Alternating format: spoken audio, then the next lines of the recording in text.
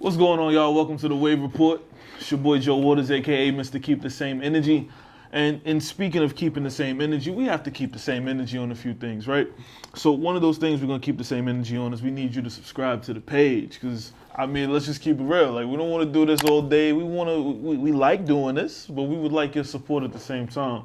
And another thing we like to do at the Wave Report is we like to tell your story, which makes today pretty special for me, because I have a compatriot of mine, a good brother of mine here to tell his story. So with no further ado, sir, who are you? Who sits at the desk today? What's good, bro? What's good to everybody listening? My name is LJ Jones. Thank you for having me, bro. Absolutely. Why did you sound like you were trying to take my job? You sound like you have a podcast or something like that. I got two. You got two podcasts? Got two podcasts, yeah. Man, so LJ, tell me something a little bit about yourself. So you said you have a podcast. What made you start doing podcasting? So I have two podcasts. One's called Starving Artist with LJ Jones, where I sit down and interview other creative individuals to... we talk about their journey, past, present, future, but we really tend to focus on the come up as a means to inspire the audience, which is filled with other up and coming creatives who may be struggling with, should I keep going? Should I give up? So at least for me as a creative, it's always been inspiring to hear the come up story to remind me to keep going. Absolutely. And so my goal with that podcast is to inspire everybody else. Okay. And then the other podcast is a podcast I co-host with my guy Derek, and it's called Realish. And on that we just discuss entertainment news from film, television, sometimes music. We get into sports, of course, and yeah. That's what we do. Absolutely, the Bucks are trash. Anyway, well, while we're on the topic of journey, everybody goes through a lot to become the person that we see. The finished, we wouldn't say finished, but the product, the person that you're becoming today. Right. There's a bit of a journey there. Tell me something. So first and foremost, where are you from? I'm from here, Tampa, Florida. Wow. So you didn't say that with too much confidence. No. But let me say this: my father's from Clearwater. Okay. My mother is from Jersey. I claim Jersey. Gotcha. But I was born here, so you a Bay boy. You're a Bay. Okay. Now, being from Florida, is there ever dreams that you've ever had to get out of Florida, maybe to do something with your life or something outside of the state? Have you ever had any dreams since about I that? was 4 years old. I've been ready to go, and I have, and we'll get into it. But I'm an actor, and I've been back and forth between here and LA since I was 8 years old. Sure. And I'm going back soon. Gotcha. I got my one-way booked, and we're gotcha. going. But I'm ready to, and it's some people do well, and that's something that I did want to discuss with you is environment. Absolutely. So I think certain people flourish in certain environments. This is not one that I do well in. Okay. So I say Tampa. I live about an hour outside of Tampa, and what the Discovery Channel is classified as the pill capital of the U.S. And I've had two of my uncles just get addicted and pass away. So it's just I'm ready to. You ready to get out of here? To get out of here. Yeah. Got you. You said you were an actor. I am. What led you to that career or making that choice for yourself? Was it built on passion, or was it something that you said, you know what, I think I could try my hat at that, and something that you grew to love? So my parents, when I was a child, they owned their own business, an assisted living facility. We actually lived there until I was 7 years old. So they were licensed to take care of 12 patients. And my parents were the only people there. They didn't have any employees for the first several years of the business. So they were always busy.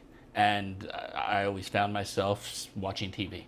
And so, my life at a young age was so much attention and focus on TV to stay out of my parents' hair as they're trying to run a successful business.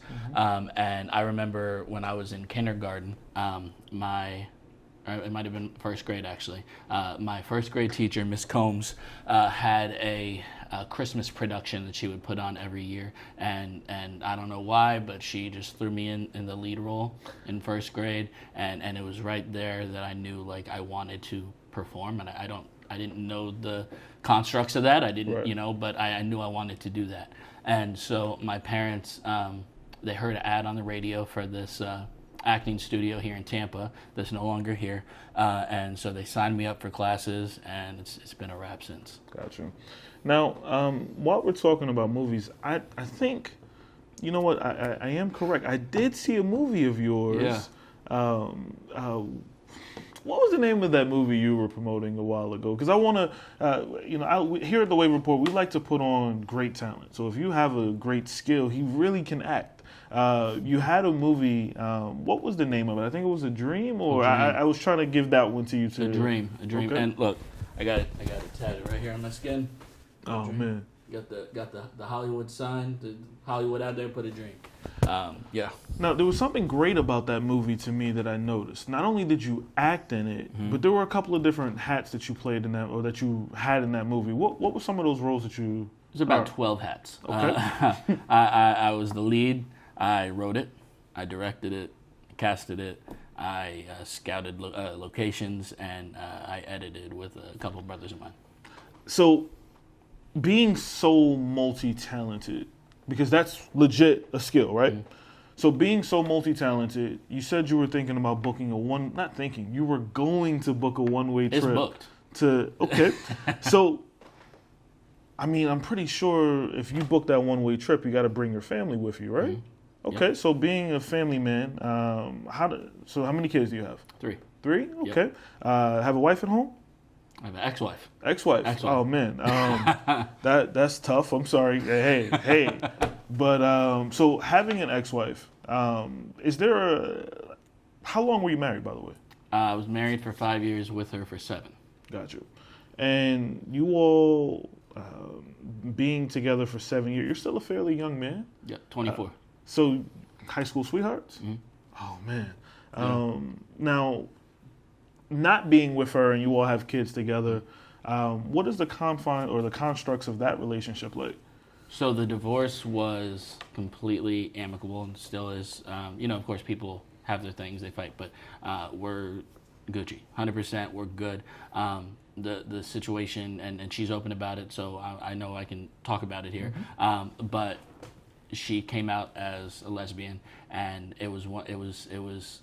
I think a lot of people in that situation maybe could have been offended by that, or I don't know. But I just wanted her to be happy and content in who she was, right, and be confident in herself. So the situation there was she came out to her family in 9th grade, which is before I met her, and you know how the church is.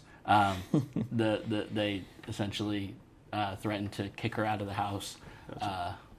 All that stuff. Right. So she buried it, and she tried not to believe that she was attracted to women. And so like I said, it was just something that she just buried deep down. And as time went on, it just became something that she couldn't keep buried. And so about 2 years ago, we officially got divorced in March. But about 2 years ago, she came to me crying one night and just kind of explained everything. And she was kind of fearful that I would react the same way her family did, but it wasn't that way at all. I guess like we both had been able to have that discussion that something was off. Maybe we didn't know what it was, or maybe she knew and I didn't. But it was just something that I just want her to be happy. I want her to be her true self, and that's what she's been able to do now. So I mean, would you agree with me if I would to say that the truest testament of love is loving your partner through what makes them happy? Yeah. So as a man, you were with somebody for 7 years. Yes, sir. You had the ring on the finger for 5. And you loved her enough to respect her choice. Yeah. Like that puts you there's real men, and then there's really real MVP people. Yeah. So you have this character about you where you care about your family and your kids. How is it being a dad through a situation like that? They're young enough that, well, let me say, I don't know that they all fully understand. Of course, the youngest is only a year old. The middle child is about to be 3, and then my oldest is 5. The 5-year-old understands it more than the other two, of course. But, it's just something that we try to explain to the best of our abilities for their understanding at this point. They understand that we're not together anymore. And the 5-year-old understands that she has same-sex attraction, and I know certain people may feel a certain way about that. We can talk about the church. I after she came out publicly, I received 7 phone calls that day of pastors yelling at me for allowing it, and I was like, "That's disgusting." First of all, just let's hold on. No, let's not miss that moment. yeah. So, you are a Christian. Mm-hmm. You grew up in. Would it be fair to say you grew up in the church? Yes and no. Okay. I didn't grow up going to church on Sundays or stuff like that. But my mother's youngest brother was still in high school when I was born, and he was getting in trouble, popping pills, selling pills, and just got caught up. And my mother was afraid that if I went through the public school system, that I would get caught up as well. So she placed me into a Christian school. My family claims to be Catholic, but Catholic school is a little too expensive. So they placed me in this really small Christian school where I was pre-K through 12th grade. Okay. So you came up in a religious environment. Right. So being in that religious environment, that's your high school sweetheart, so you met her within this environment. So this environment breeds contentment. Like you have to, hey, here's the rules. You got to follow those rules. So when you, as a man, supported your spouse on something, did you feel as though the church, beyond the phone calls, just basically kind of shunned you or looked at you a different type of way? Yeah, but it's been a continual shunning the last few years as I have realized that my core beliefs and values up until that point a few years ago was just taught. Whatever I was taught is what I believed, and I realized how stupid that was, and I wanted to break that apart and learn for myself. And a lot of what my convictions are at this point may not line up with the conservative, Republican, Christian viewpoint. And so, it's fair to say. I love the fact that you said Republican. It's fire. It's fire. So today, your faith isn't changed with you and God. You and God are good. It's just you and the church, not so much. Yeah. Okay.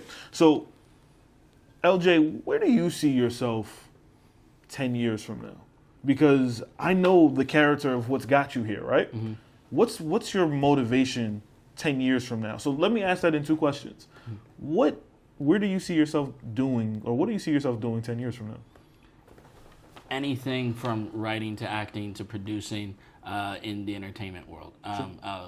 Right now I have an opportunity. I'm applying for a fellowship with a studio that my agent helped me get using my dream script. So now I have to turn in 2 scripts by, what's today, Saturday? I have to turn in 2 scripts in 5 days. One is an original script and one is a spec script based on an existing television show. And so, I want to just be consistently working in the entertainment business. Got you. So the one thing that I will say, especially within the course of our conversation, is I applaud bravery. I applaud somebody who has vision. And I'm happy that you were able to come here and share your story, because I can hear that regardless of what others may look at you and say, they can see that clearly you have vision and you have insight to get to where you want to go. Yeah. For anybody who knows what their dream is, but doesn't really know how to put it together, do you have any final words you can say to them that can help? Because you said on your podcast you want to help motivate them to keep going. So if you could look right into that camera right there, we're going to zoom in on you. Tell the people what needs to be said, most importantly, to keep going. I'll say, first and foremost, is figuring it out, what it is you want to do. Because I think a lot of people, they're like, okay, well, I think I could do well at this, but am I passionate about it? And I think you have to be 100% positive what you're passionate about. And once you figure that out, it's working on that craft, working on that skill set, and finding that confidence and believing in yourself that no matter how long it takes, it has to happen and it's going to happen. And that's kind of the mindset that I have at this point. Got you. So the one thing I like to do is sometimes I like to set you up, and then I like to see where we go to the bottoms of bottoms, right? How'd I do? Well, let's talk about it. Right. So everybody has a dream. Yes, sir. Sometimes we all have nightmares. Sometimes we have, hey, here's where I want to be, but here's where I am right now. Yeah. Have you ever had like a low that made you feel depressed or made you think about suicide? Or have you ever had to struggle with something like that? Yeah, for plenty yourself? of times. Tell me about it. Talk to me. In 7th grade, I was diagnosed with manic depression, and also severe anxiety disorder.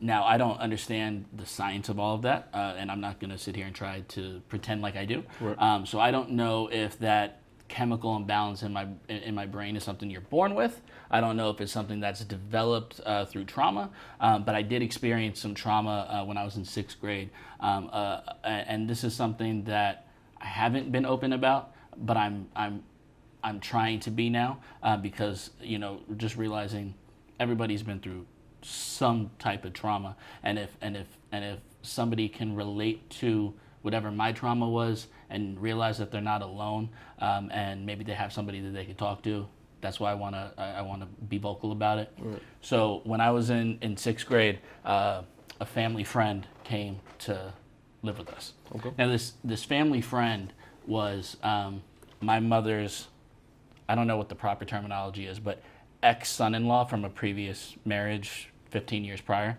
And her ex-husband had passed away. He came back into our life to say, hey, he passed away. You can come. You're invited to the funeral. This guy ended up being kicked out of his house. His wife kicked him out, and he needed a place to stay. And my mother welcomed him into our house. I was 11 years old at that time. I don't know who this guy is. My mom said I met him when I was 3, but I don't remember. My father just didn't like this guy because my father gave him that benefit of the doubt years before when I was 3, and gave him a job, and he just completely screwed it up. And I'm not saying screwing up is a bad thing, but he screwed up and he stole from my father, and he was druggy, alcoholic, stuff like that. So there was some contention there between my mother and father because my mother didn't mention it to my father. My father came home one day and this man was living in our spare bedroom. And at first, the guy he seemed cool, kind of like a big brother type figure.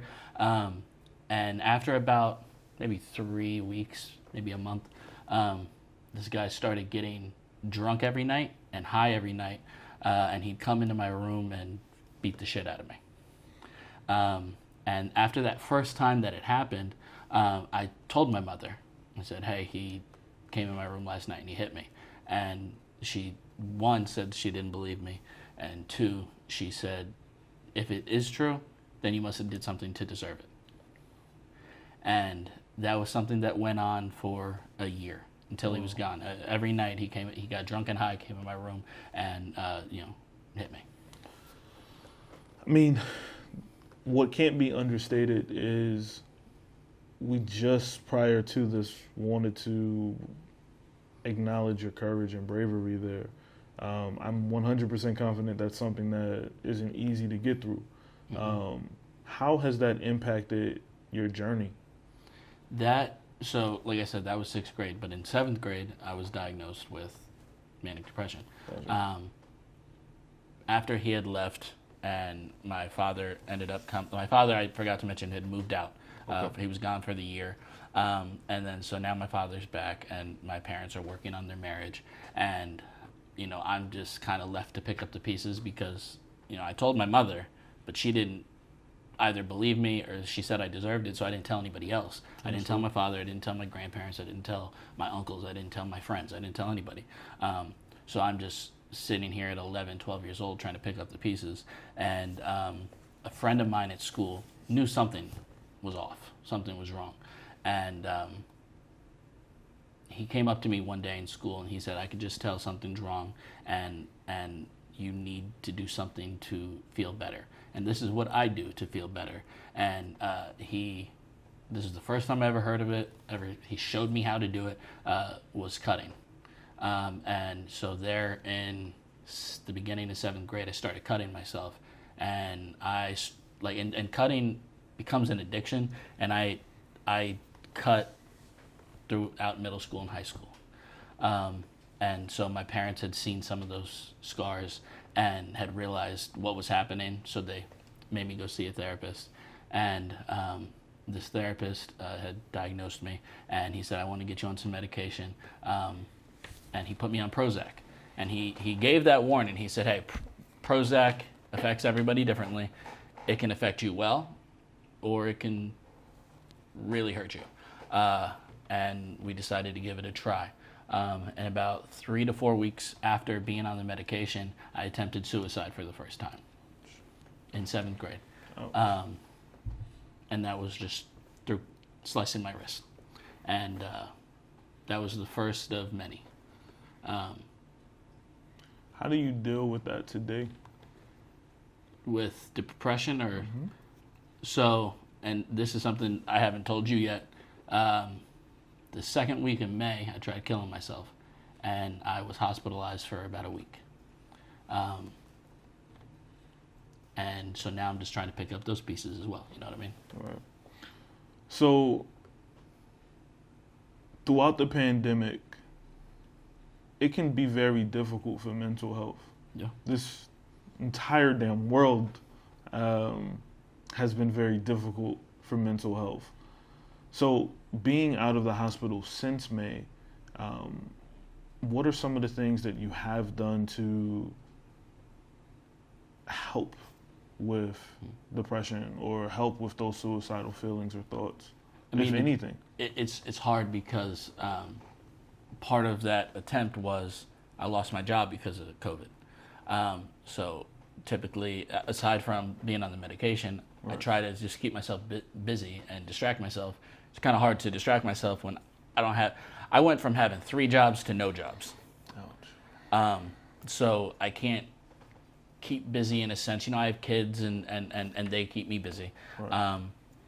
I'm still working as an actor. I'm still, the business is shut down, but I'm still auditioning. I'm still writing. I'm still developing stuff. So I use those things to try to keep me busy, but that's not healthy to just distract yourself away from it.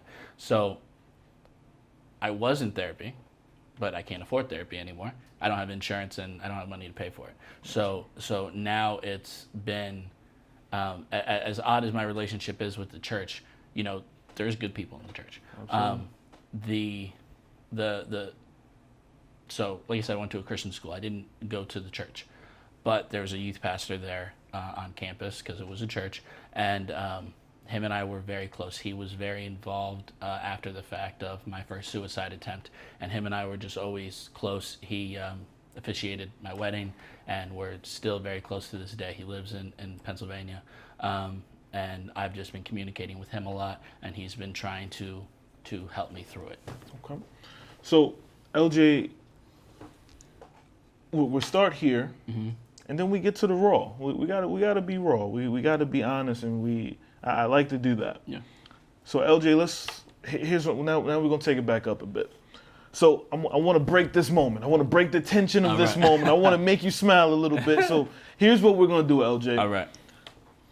I'm gonna put you. I'm gonna call it the quick cooker. Okay. I'm gonna ask you a question. Yeah. No, I'm not gonna ask you a question. I'm gonna say a word. Mm-hmm. I need you to tell me the first thing that comes to your mind about it. Okay. Right. Yeah. So, you ready? Yeah. Favorite rapper? Joe Budden. Yeah. Tremonte knows. Okay. Favorite female MC? Lil' Kim. Destination resort or destination location that you would love to take your kids? Ireland.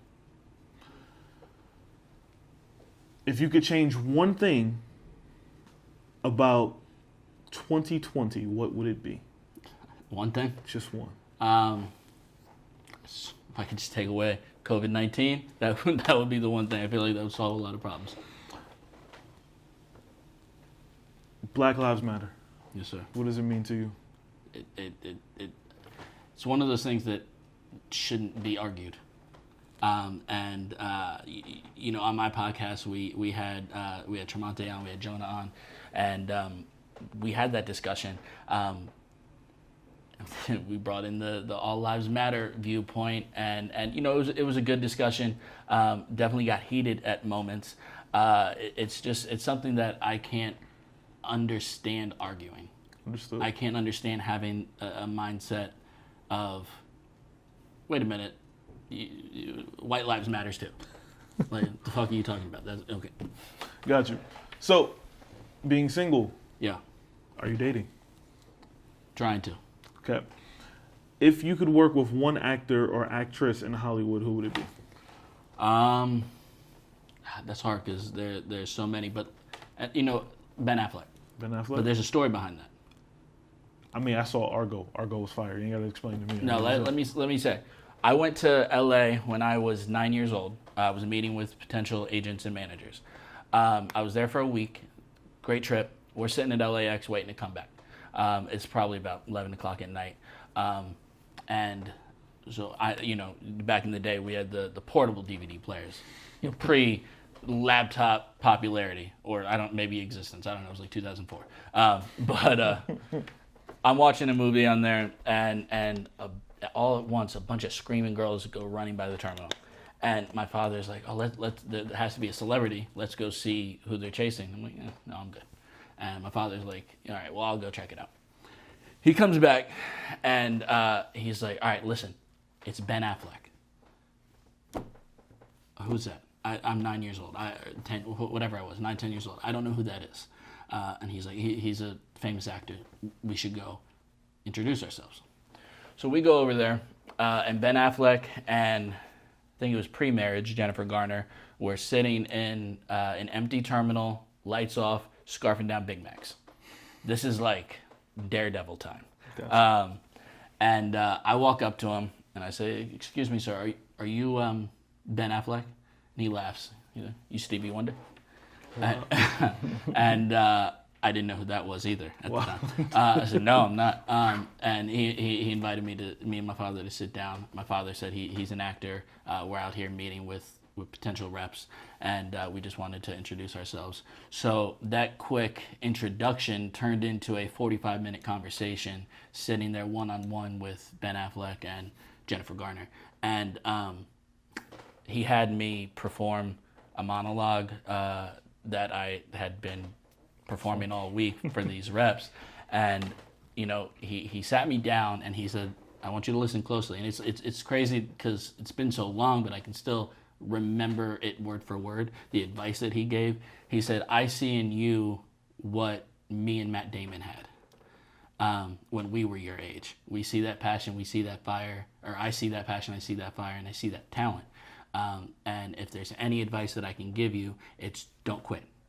Don't give up. And I promise you today, if you don't quit and you don't give up, you and I will work together one day.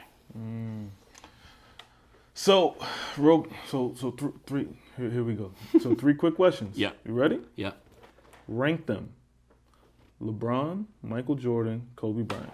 Michael Jordan, Kobe Bryant, and LeBron.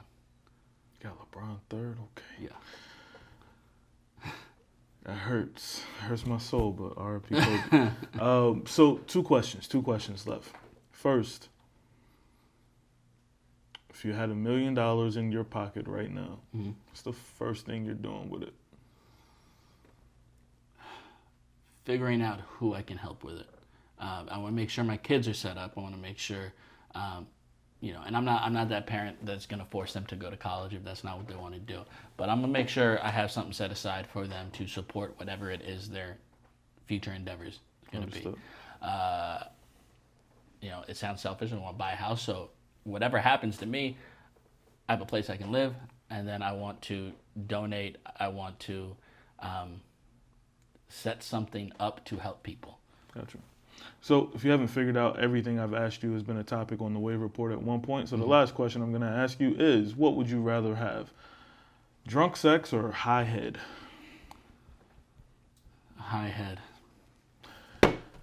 Thank you for tuning in to the Wave Report. My name is Joe Waters, and before we go, actually, can you please do me a favor one last time, and we'll try to put it on the screen here. Can you go ahead and promote your podcast? How can people follow you? How can people support you? Absolutely. Well, you can find the podcast on all social medias. It's at SA with LJ, Starving Artist with LJ.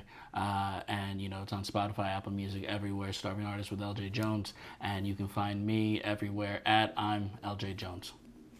My man, I appreciate you for pulling up. Appreciate you. We got to take a ceremonious shot. I'm going to drink water because I got a battle and stuff like that, which makes no sense to that statement, but appreciate y'all. Subscribe to the page, buy your merch, go to the Wave Report merch shop, support Starving Artists. Thank you for your time.